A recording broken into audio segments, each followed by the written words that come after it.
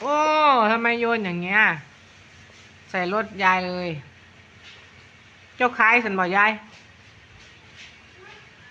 ขายฮะฮะเอามาจะใส่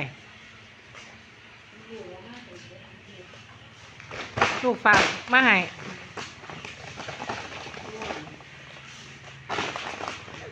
เราเห็นโรงงานซักฟอกบ่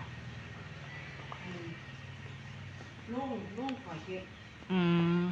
ลุงขอเก็บหานักเขียมาเป็นถังเข็มไม่ได้เลยดีก็เปลี่ยนไม่ได้ซื้อแฟบจักแค่หรอกดิดีเห็นจ้ะไม่ได้ยังไม่ว่าเดี๋ยวอันนี้ให้พี่อ้วนเอาไปใส่เนาะจ้ะ